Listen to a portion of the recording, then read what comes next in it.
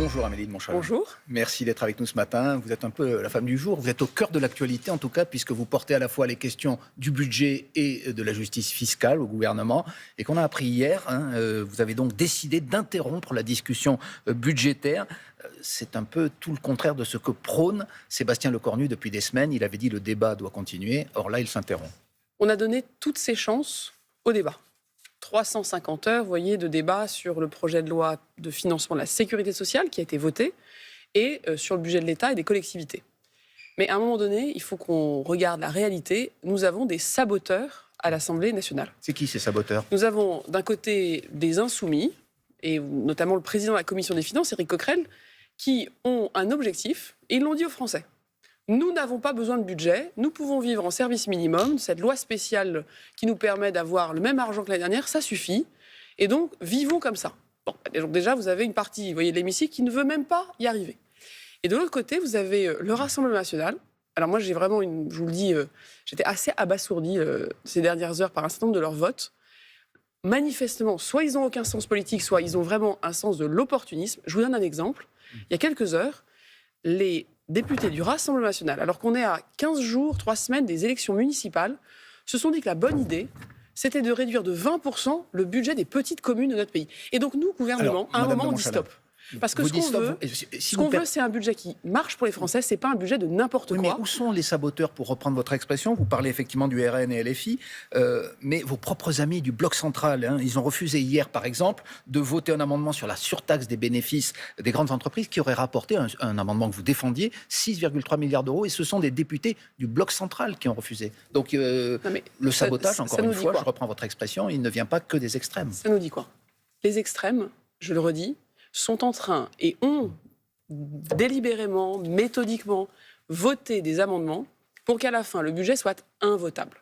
Invotable. Vous ne pouvez pas demander à des députés socialistes, républicains du Bloc central de voter, par exemple, une baisse de 20%. Pour une petite commune qui a 100 000 euros de budget, là, qui a préparé son budget, qui attend que ce soit validé, jamais cette dotation n'avait été baissée de 20% d'un coup. On lui dit, vous savez quoi ? Vous êtes réveillé, c'est 80 000 euros. Mais là, c'était la surtaxe des grandes entreprises, c'était autre chose. Les votes ont eu lieu. À un moment donné, le gouvernement voit ce qui se passe, dit, en fait, la copie, telle qu'elle avance, n'est pas votable. Et donc, notre responsabilité, c'est quoi ?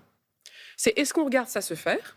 Est-ce qu'on se dit que du coup l'impasse continue ou est-ce qu'on dit on arrête ? On arrête et on fait quoi ? Pardon. Depuis quelques jours, 49.3 ou ordonnance ? Non, vous voyez bien le débat qui se pose donc depuis hier. J'ai pris la décision, le Premier ministre aussi, d'abord d'écouter tout ce qui s'était dit.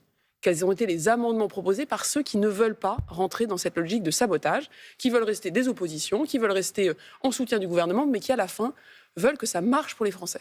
On les a reçus à Bercy, on a fait de nombreuses réunions, on n'a pas fait, vous voyez, une grande compromission. On a écouté.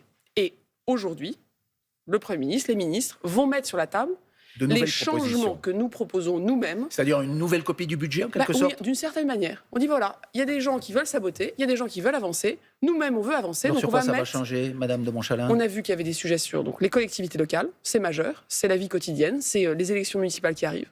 On a vu qu'il y avait des demandes. Moins les taxer ? Comment on répartit l'effort ? Qu'est-ce que chacun peut faire ? Quelles sont les politiques publiques où ils peuvent faire des choses ? Deuxième sujet, c'est le pouvoir d'achat et la fiscalité. Comment sur les enjeux, notamment d'impôt sur le revenu, on a déjà abandonné des réformes qui n'étaient pas consensuelles sur un certain nombre de niches fiscales ou pour les retraités. Qu'est-ce qu'on doit faire sur ce sujet ? Comment pour l'avenir et notre jeunesse, on revoit notre copie du gouvernement ?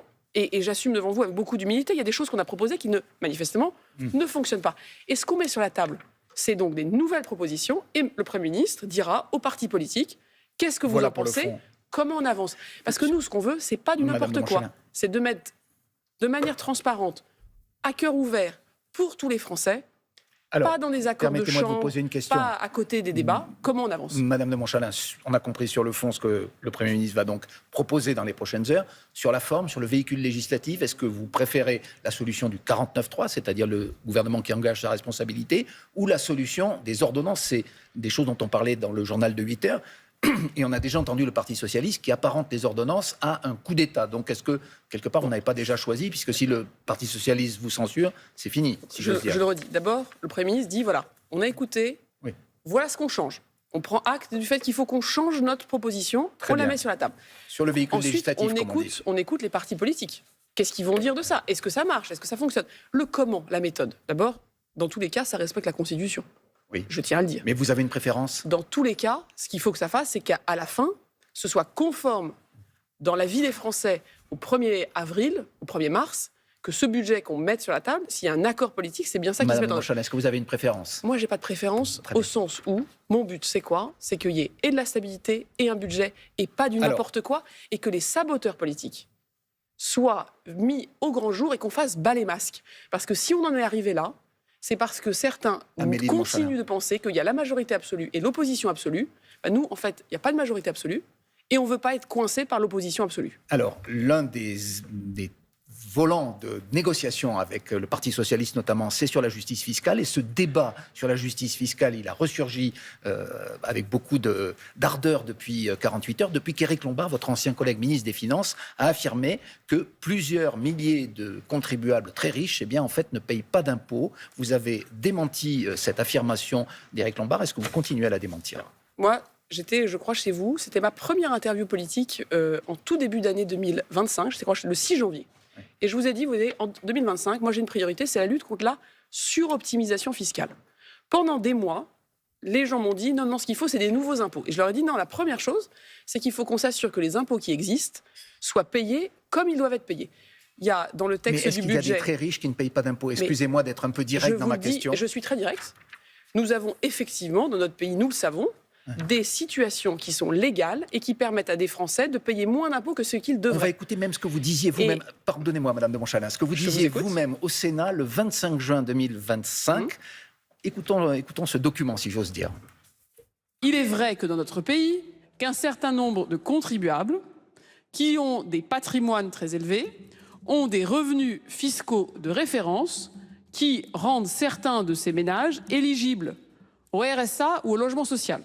Plus riche éligible au RSA, ça paraît incroyable. Et donc, ce débat... Qu'est-ce que vous avez changé à ça? Mais ce débat, pourquoi je dis ça au Sénat?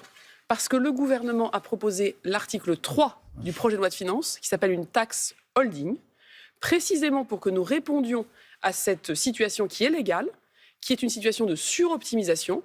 Et moi, mon combat, c'est pas que, évidemment, on laisse la situation inchangée. Je vous confirme qu'il n'y a nulle part écrit à Bercy le nom des gens qui auraient des revenus fiscaux de référence qui seraient très bas. En revanche, nous savons que ça existe. Et quand nous savons que ça existe... Donc, Éric Lombard a en partie raison. Mais Éric Lombard a raison de dire qu'il y a la suroptimisation. Éric Lombard et moi-même, et Roland Lescure, et tous les premiers ministres, et le gouvernement, depuis 2025, toute l'année, vous m'avez entendu ici plusieurs fois vous le dire, c'est un combat que nous devons mener, c'est un combat d'équité. Et une chose, c'est de dire la vérité, c'est surtout d'agir. Et quand le gouvernement met sur la table des propositions, quand je mets fin, par exemple, au niveau international, au secret immobilier, qui est l'équivalent du secret bancaire, en faisant tout ça, on agit. Et vous voyez, ne brandissons pas des fausses informations. Surtout, ce qu'il faut qu'on fasse, c'est de l'action. Et l'action, c'est de voter le budget. Cette disposition du projet de loi de finances, elle est très importante. À notre point de départ sur le budget. Merci beaucoup, Amélie de Montchalin, ministre des Comptes publics. Donc, et on vous reverra beaucoup dans les prochaines heures. C'est la suite de Télématin. Merci.